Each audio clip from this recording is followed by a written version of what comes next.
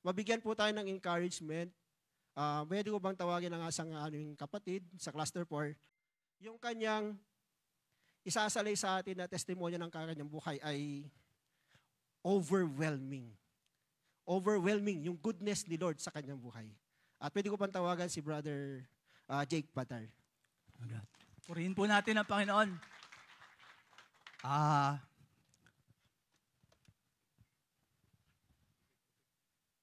Magandang hapon po sa inyong lahat. Minsan pa po, purihin natin ang Panginoon. Nung imbitahan po ako na magsalita rito sa harap ninyo, hindi po ako tumanggi. Kasi po, yung kwento na isasalaysay ko, ang pangako ko po kay Lord, Lord, kahit saang sulok po ako mapunta, ikukwento at ikukwento ko tong kwento na to. Sapagkat nag-uumapaw po sa akin yung kabutihan ng Panginoon at kadakilaan ng Panginoon sa bawat isa po sa atin. So, nagpapasalamat ako sa Cluster 4, sa mga kasama ko sa Cluster 4 na binigyan nila ako ng pagkakataon para itanghal ang Panginoon. Sabi nga ni Kuya Jerry, kasi 2 months pa lang po ako sa men's ministry. Sabi ko, Kuya Jerry, hindi kaya masyado pang maaga? Sabi niya, bro, may plano ni Lord yan. Kaya nagpalapakan naman po natin ng Cluster 4, salamat sa tiwala. And of course, salamat din po sa tiwala kay ang ating Men's Ministry National President, Kuya Oyet. Maraming salamat po sa pagkakataong ito upang itanghal ang Panginoon. And of course, sa Procom, sa lahat po ng tumutulong sa ating mga programa every Saturday. May tanong po ako bago ko simulan ang aking kwento. Sino na po rito ang nakaranas na ng lowest point ng kanilang buhay? Yung tayo po mga tatay mga tatay tayo, lowest point ng inyong buhay. Taas ang kamay. Ang dami na po pala. Iba-iba yan. Oo, iba-iba. So, bago ko po simulan yung aking kwento, gusto ko pong i-share itong verse na to sa 2 Kings 20 verse 5. Ayan. 2 Kings 20 verse 5. I have heard your prayers. I have seen your tears. I will heal you. Yan po yung verse na pinanghawakan ko. Yan po ang verse na bumuhay sa akin. Ako po ang inyong Kuya Jake Padar. Ako po ay cancer survivor.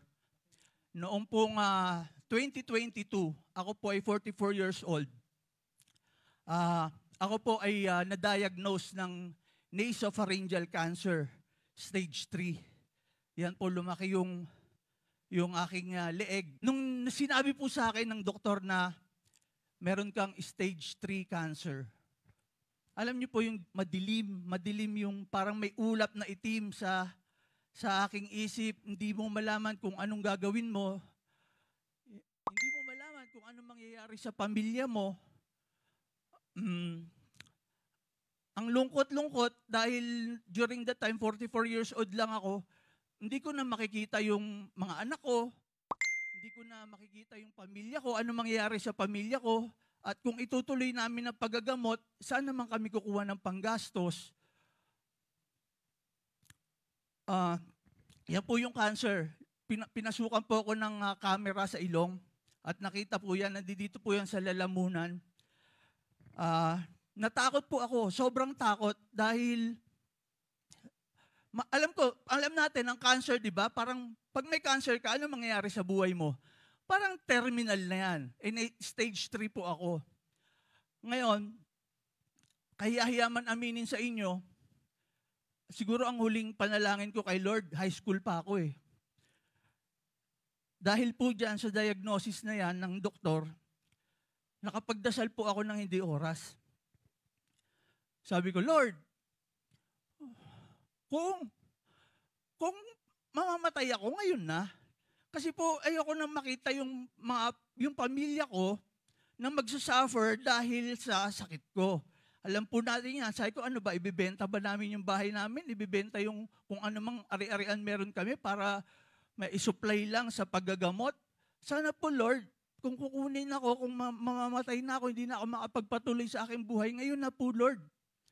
O bigyan mo lang ako ng feeling na magiging okay yung pamilya ko, pwede nyo na po akong kunin. Wag na po nating pahabain pa. Dasal po ako ng dasal. alam niyo po, dumating sa point na bumuhos yung tulong. Yung tulong na, yung ikinakatakot ko na saan kami kukuha ng pera. Inom po muna ako ha. Ito po yung isa sa naging side effect sa akin eh. Wala na po akong laway. Sabi po ng doktor, baka hindi na bumalik ang laway mo. Well, okay lang naman kaysa wala na akong buhay. At least yung laway lang. Wala na po akong laway dahil sa radiation. Yun po. So, nakapagdasal ako kay Lord. At sa tingin ko naman, pinapakinggan ako. Ano po ba yung dati kong buhay kung bakit nahihiya ako magdasal? Kasi hindi talaga ako karapat dapat bigyan ng habag eh. Para sa akin po, ito po yung dati kong buhay. Ako po ay nasa industriya ng commercialism. Ako po ay nasa industry ng media and entertainment. At yan pong industry na yan po yung industry na puro glitz and glamour, pero sa likod po niyan, maraming iskandalo. Una po, naging production assistant ako, naging camera operator, naging technical director, naging assistant director, and eventually, naging director po ako. Sa ABS-CBN po, kung matatandaan niyo, Magandang Tanghali Bayan, John Willie Randy, yung Recuerdo de Amor, mga drama-rama sa hapon, yung Okay Fine Whatever, yung Home Along the Riles, yun po yung mga shows na pinasukan ko. At yan pong mga sa TV industry po, alam niyo naman po, kahit ngayon maraming iskandalo, masisira po, mawawala, vulnerable ka na hindi mo ma-practice yung Christian values mo dahil kakainin ka ng komersyalismo. Kakainin ka ng mga bagay para lang sa mundong ito. So, mahirap pong makasurvive doon, lalo na kung hindi ka naman nagsisimba, malayo ka kay Lord, talagang kakainin ka ng commercialism. Isang dekada rin po ako dyan sa TV industry. At pagkatapos po, nung 2009, nakilala ko po si Congressman P.D. Barzaga. Kinuha niya naman po akong head ng kanyang media team.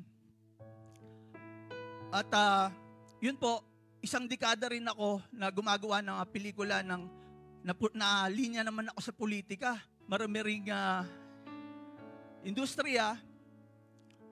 Well, yun po, hindi rin naman natapos doon. Naging may-ari pa po ako ng bar. Nagmay-ari po ako ng club.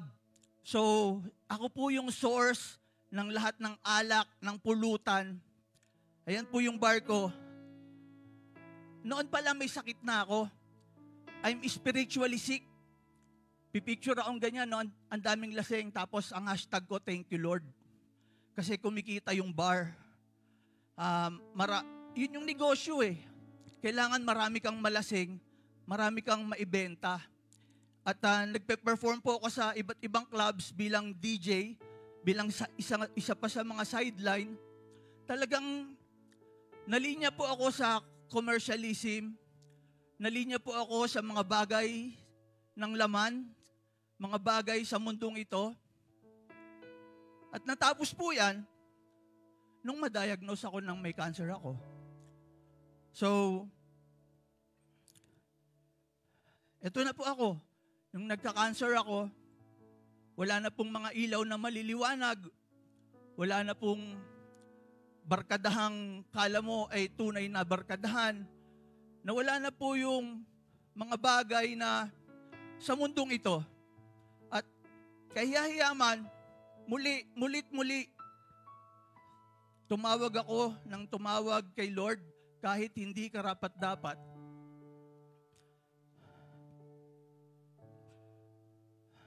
Dahil sabi nga, sa Thessalonians 5:17, pray without ceasing. At yun po ang ginawa ko.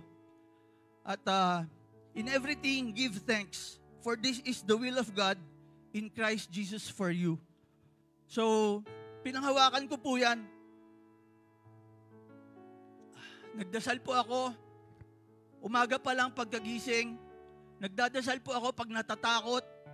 Nagdadasal po ako kapag hindi ako makalunok ng pagkain dahil sa chemotherapy, dahil sa radiation, sinunog po yung leeg ko. Nagdadasal po ako kapag nahihirapan ako. Lord, kunin mo na ako. Huwag na nating patagalin, baka hindi rin naman ako gumaling eh. Nagdadasal ako bago matulog. Nagdadasal ako pag nakikita ko yung mga anak ko. Sa lahat po ng bagay, pinagdarasal ko. At pagkatapos po nun, from yung program treatment ko po ay sinunod, after 9 months, dumating po yung October 2022. Alam niyo po, yung cancer kong stage 3, kumalat na po sa katawan ko. Naging stage 4B na po. So, nagmetastasize po siya sa iba't ibang bahagi ng katawan ko. At sobrang mahirap na pong kontrolin. Ngayon, bago na naman, sabi ng doktor, program treatment na naman uli. Mas nagmahal yung gamot. Ang isang vial po ay 140,000. Kailangan ko raw pong maka 35. So, 140,000 times 35. Sabi ko, Lord, kala ko po nagkakaintindihan na tayo. Kala ko po kasi yung provision na binigay mo nung unang takot ko, nabibigyan mo po ako ng suporta. Dumarating po yung mga tulong from all sources sa mga kaibigan. Halos wala nga pong nagagastos na galing sa amin dahil yung mga tao, may cancer ba si Jake? Anong pwede nating itulong kay Jake? So, na-survive ko po yan for 9 months. Kaso, ito naman, naging stage 4B na po yung cancer. Ayan po yung stage 4B na ako. Yung unang picture po, buhay pa po ako dyan. Para lang po akong patay. So, yan po yung itsura ko nung nag-metastasize na yung cancer. Ganyan na po ako kapayat. That was just 2 years ago. Takot na naman po ako. Nung sinabi ng doktor na nag-metastasize yung cancer mo, kumalat sa katawan mo, naging stage 4B.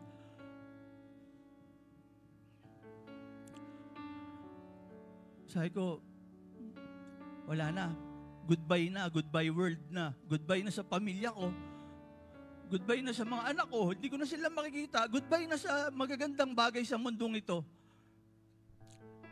Pero alam nyo po, nung nagdadrive na ako pa uwi, bago pa lang makarating, nakatanggap ng text message yung misis ko. Sabi niya, may magpo-provide na ng pang-immuno mo. So, ipo-provide yung 140,000 every 21 days na may magpo-provide. Isipin niyo po, saan manggagaling yon? Di ba po kay Lord? Provision po ni Lord yon? Yung kwento ko po, paulit-ulit kong kinikwento, pero kahit paulit-ulit ko pong kinikwento, paulit-ulit pa rin po ako naiiyak kasi nag-uumapaw po yung kadakilaan ni Lord.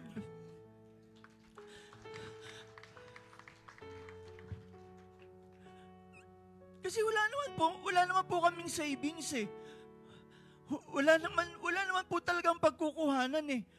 Pero binibigyan ako ni Lord ng sakit, dinadagdagan niya pa, pero siya rin yung nagpo-provide nung solusyon. Hindi po ako tumigil. Dasal po ako ng dasal. Lord, dahil po nung panahong yan, 2 years ago, nasa environment po kami ng Catholicism. Ma-attend po ako saan sa ang simbahan. Kasi po, yung kondisyon ko, literal, natatawagin niyo lahat ng santo.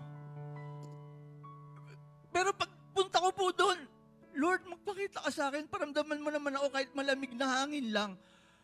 Maramdaman ko lang po, hindi na sapat sa akin yung prayer eh.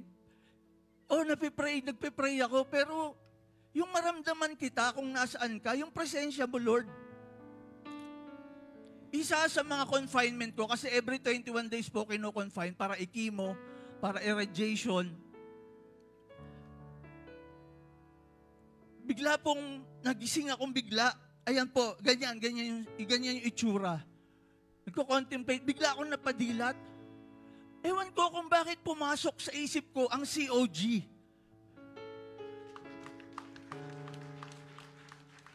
Ewan ko po, never ako umattend ng service pero pumupunta po ako ng COG because of events. Ngayon po, tinawagan ko, umalis na lang si Dudoy eh. Yung isa sa worker ng COG. Sabi ko, Doy, samahan mo nga ako mag-COG. Unang pasok ko po sa COG, pag upo ko po dyan, ang una pong kinanta, River of Healing.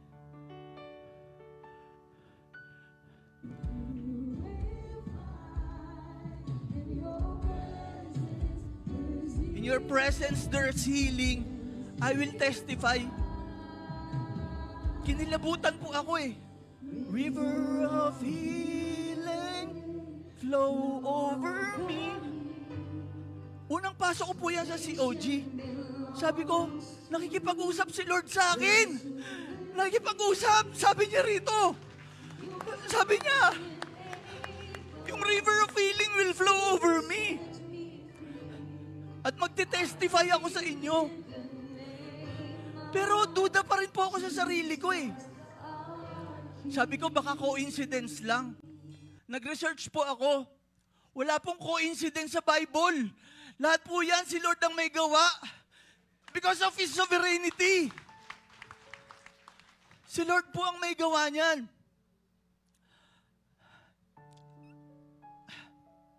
So yun po. Simula nung pag-attend ko ng COG, that was 2 years ago, never akong nag-skip ng service kahit po isang beses. Kahit mapapunta po kami sa ibang lugar, hinahanap ko po si COG kasi kung walang COG doon, hindi na ako sasama. Pero po pag may COG, sige sasama ako kung aabutin ng linggo. Sumasama po ako, nakapag-COG Baguio ako, nakapag-COG Singapore ako, because of a trip na yung travel program. So, yun po, hindi ako pupunta sa isang lugar na walang COG. So, ngayon po, mahigit magdadalawang taon na po hindi ako nag-i-skip ng service sa COG.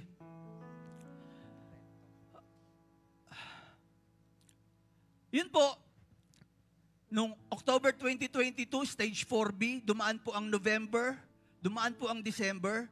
Ngayon, pinet scan po ako, yung cancer scan, 55,000 po yun.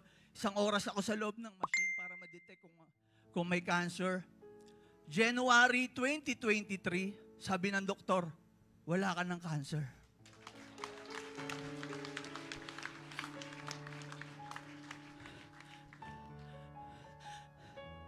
Pero ituloy mo pa rin yung gamot mo. Ayan po yung resulta. Tapos po, May 10, 2023, inulit po. Gusto masigurado ng doktor na wala ka ng cancer eh. Sabi po, wala ka ng cancer. Another 55,000 na naman po yun. At itong latest ko, April 11, 2024, just this year, early this year, ayan po, no evidence of metabolically active local tumor residual recurrence and metastasis. Wala na po akong cancer talaga.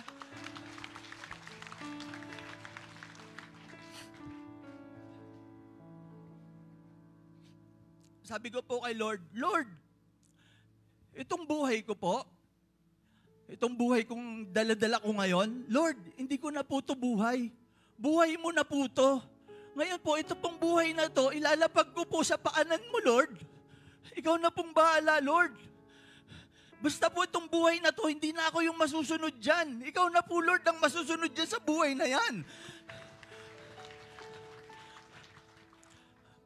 Lumapit sa akin ng men's ministry. Salamat kay Kuya Edgar Galura, hindi ako tinigilan yan. Kahit nung unang akala ko scam kasi...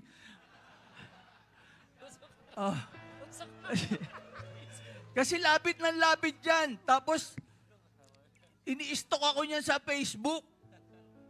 Ay, ano kaya bibenta sa akin ito? So, yun po ang hindi tinigilan ni Kuya Edgar hanggang si Kuya Eli. Nakita po niya, kilala mo si Kuya Edgar? Oo, yan yung hindi ko alam kung ano ibibenta niya sa akin eh. So, si Kuya Eli po, sama ka sa amin. That was July 15. Ito lang po, parang 2 months ago. Nagkita-kita kami kasama si Kuya Jerry. I-minute nila ako sa Mahalang Kape. Sa Coffee Project. Ayan, Mahalang Kape dyan. So, sabi ni Kuya Edgar nung nagpe-pray, Lord, kahit Mahalang Kape rito. Kaya nabansagan na namin na Mahalang Kape. At nung July 19, ayan po, sa dance studio, welcome niyo po akong lahat. Ayan na po yung picture. At simula noon, ay naging aktibo na po ako sa men's ministry. At ipinapangako ko po na hindi lang sa pagmiministeryo ay masipag ka lang sa simula. Dito po ay pinapangako ko ang pagiging consistent ko. Magiging consistent po ako sa men's ministry. And of course, sa pagpupuri sa Panginoong Diyos. Ngayon po, nagsi-CLDP na rin ako. Dahil gusto ko pong maselyuhan na yung faith. Gusto ko pong ma-water baptism para po isil na ang faith. Lord, ang buhay na to, ulitin ko, hindi na po akin to. Hindi lalapag ko na po to sa harapan mo, Lord. Kung saan mo ako dadalhin, dun po ako pupunta.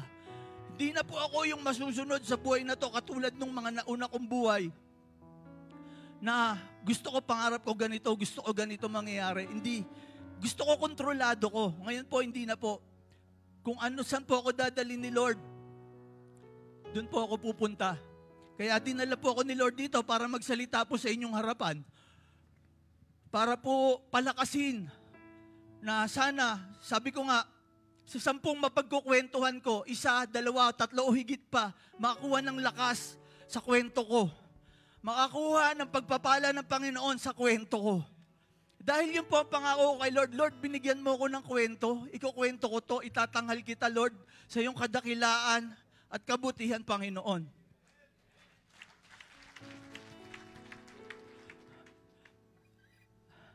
At ito pong verse na to, sa Corinthians 5:17, whoever is a believer in Christ is a new creation. New creation po ako. The old way of living has disappeared.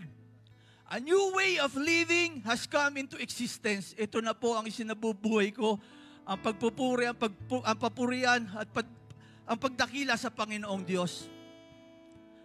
Ngayon po, sa karanasan ko po, ano po yung nakuha ninyong solusyon sa bawat lowest point ng ating buhay? Dito po sa Thessalonians 5:17, pray without ceasing. In everything, give thanks. Ngayon ko na-realize, salamat Lord, binigyan mo ako ng cancer, Lord. Salamat. Kasi kung hindi mo po ako binigyan ng cancer, at doon pa rin ako sa buhay na yun. Binigyan ako ni Lord ng cancer. Andito na po ako sa tunay na pagpuri, sa tunay na paglilingkod sa Panginoong Diyos.